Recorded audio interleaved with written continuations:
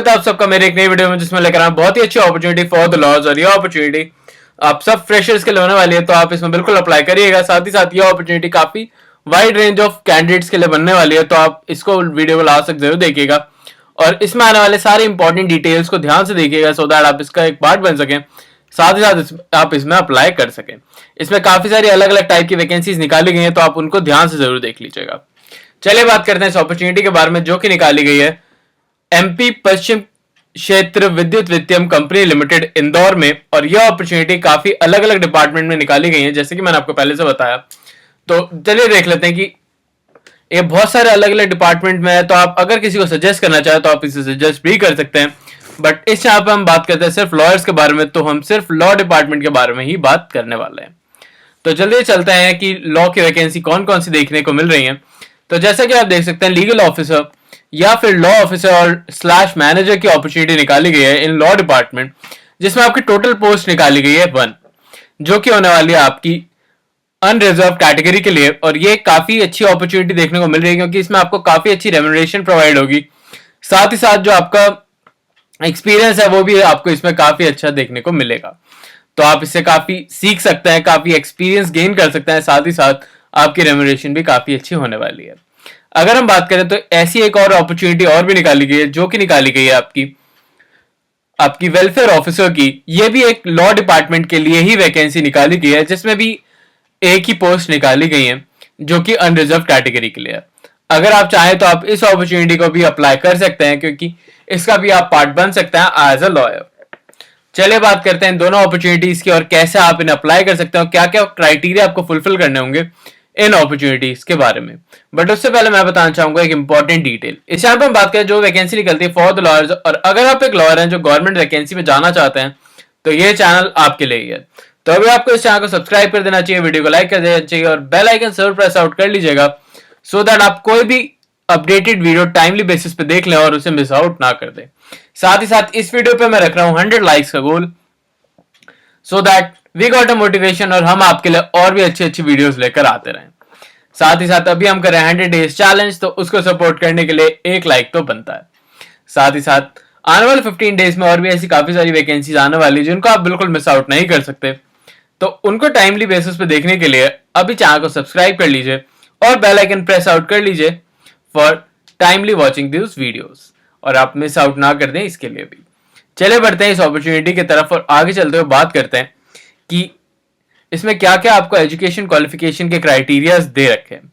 तो जैसे कि आप देख सकते हैं, लॉ डिपार्टमेंट या फिर कहें लॉ ऑफिसर के लिए इन्होंने साफ साफ लिखा रखा है कि जो भी कैंडिडेट इस अपॉर्चुनिटी को भर रहा है, उसने फुल टाइम लॉ करी हुई होनी चाहिए, लॉ ग्रेजुएट होना चाहिए विद रिकॉग्नाइज्ड यूनिवर्सिटी, और मिनिमम उसके 60% मार्क्स आए हुए होने चाहिए, तभी वो इस अपॉर्चुनिटी के लिए अप्लाई कर सकता है।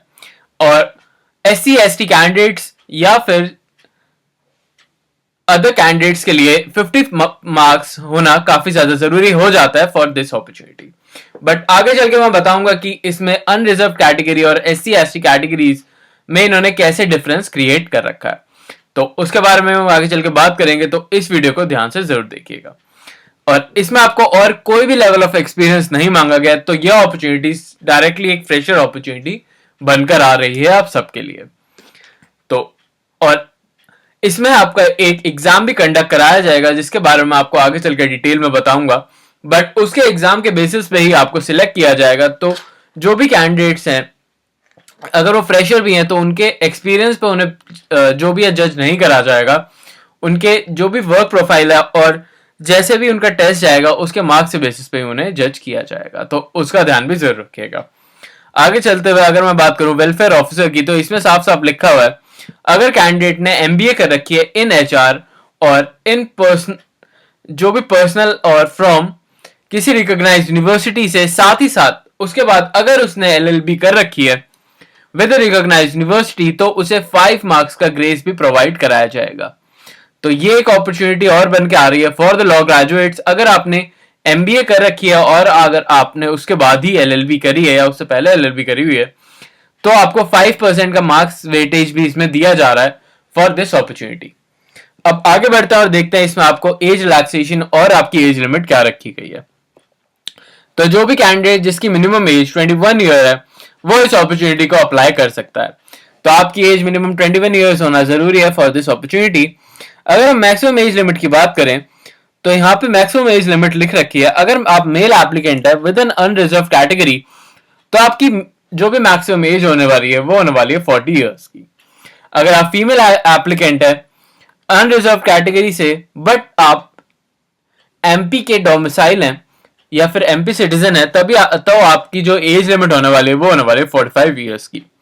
अगर आप मेल फीमेल एप्लीकेंट है जो कि एक गवर्नमेंट कंपनी कॉरपोरेशन या फिर बोर्ड के साथ काम करता है तो भी आपको 45 एज लिमिट दे रखी है, मैक्सिमम एज लिमिट आपकी 45 होने वाली है।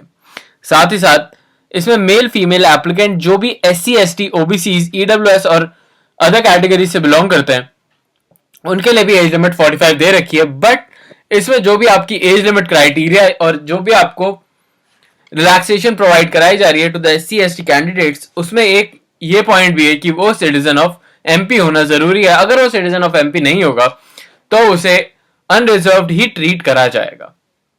तो इस बात का ध्यान जरूर रखिएगा कि इस अपॉर्चुनिटी में आपको अगर आप MP के सिटीजन है तभी आपको एक SC ST क्राइटेरिया को आप फुलफिल कर सकते हैं, अदरवाइज आपको एज अ अनरिजर्व कैंडिडेट ही कंसीडर करा जाएगा। चलिए बात कर लेते हैं इस अपॉर्चुनिटी के बारे में आगे चलते हुए कि आप कैसे आप इसका पार्ट बन सकते हैं और कैसे आप इसको अप्लाई कर सकते हैं। सिलेक्शन प्रोसेस की तो सिलेक्शन प्रोसेस बहुत ही आपका सिंपल होने वाला है। इसमें आपका एक ऑनलाइन जो भी आपको ऑनलाइन एग्जामिनेशन कंडक्ट कराया जाएगा by the state of MP। तो ये आपका MP स्टेट में ही कंडक्ट कराया जाएगा आपका ये एग्जाम। तो उस एग्जाम को कंडक्ट कराने के बाद अगर आप उसमें पास आउट हो जाते हैं तो आपका एक इंटरव्यू कंडक्ट कराया जाएगा जिसमें आपके सारे डॉक्यूमेंट्स चेक होंगे और डॉक्यूमेंट वेरिफिकेशन के बाद आपसे कुछ क्वेश्चंस पूछे जाएंगे और उसके बेसिस पे ही आपको इस अपॉर्चुनिटी के लिए रखा जाएगा। तो आपका जो भी क्लियरली बेसिस पे आपको ये एग्जाम देना होगा उसके बेसिस पे ही आपको सिलेक्ट किया जाएगा फॉर दिस अपॉर्चुनिटी।